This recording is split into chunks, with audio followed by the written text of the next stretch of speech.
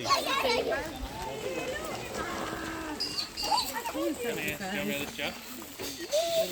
must have hunted her out.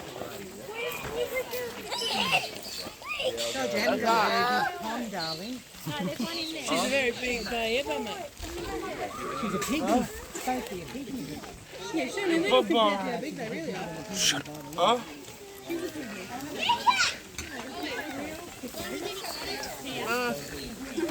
Hey, can you get in the video going?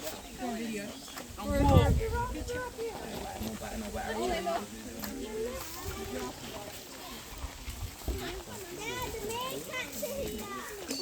It's a baby too. Huh? Alright, are you ready? Huh? You didn't. You're looking, you see? We go It's not a hole. It's a baby, I'm telling you. Right. Huh? Grab it. Okay. One more?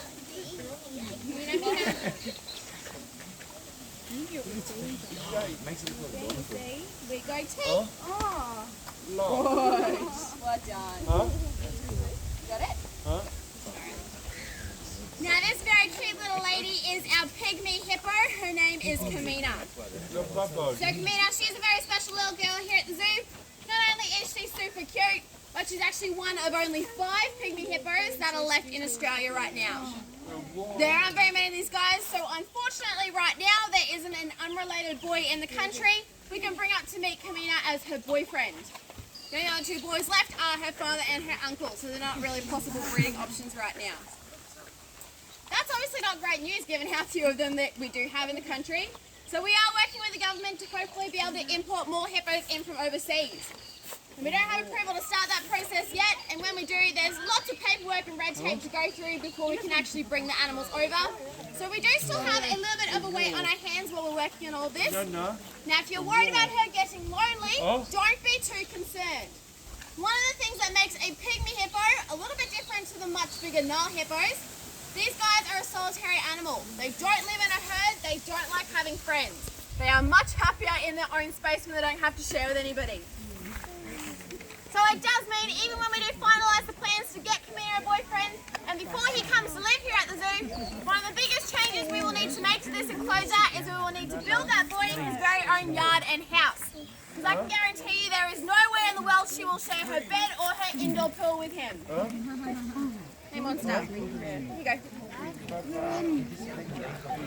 Now the other major difference between a pygmy hippo and a Nile hippo is their size. Pygmy just basically means little, so she is a little hippo. Kamina here is fully grown. She's just short of 200 kilos. She was about 197 kilos right now. So she is a fairly solid little lady. Now at that weight it makes her about 1/4 the size of what a female Nile hippo would be. So pygmy hippos never get any bigger than that 1/4 of a size. No. Come down here. Come on. She's 5. Come down here. Everybody down here wants to put some toes down. Huh? And that. Papa. Alright, you're going to show me your teeth one more time. You're looking. We go teeth. Hey. Alright, girl. Now she looks really cute and very sweet.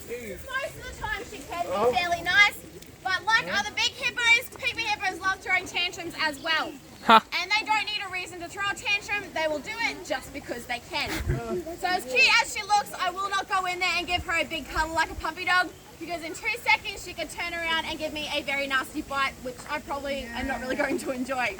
She has incredibly sharp teeth in the front of her mouth there. They are actually self-sharpening. Every single time she opens and closes her mouth, just like that. Every time she opens and closes her mouth, those 2 teeth at the front there are grinding on top of the other one, and they're keeping them razor sharp. If she cannot run away from a predator, she is going to turn around and bite them. So those teeth are ideally designed to help protect her as well. Yes, I just don't want you to nibble on me. Oh wow. Oh fuck. So she can be slow when she wants to, she can also be very quick. Now, like your big Nile hippos, pygmy hippos also love to swim and get muddy, so Kamina's got a few options in her enclosure. We have this little mud bowl in the front yard here. That's actually nice and shallow, so when she lies down in there, it will really only cover her about halfway or so. That means she can sleep in there all day long if that's what she would like to do with her day, or she can go for a nice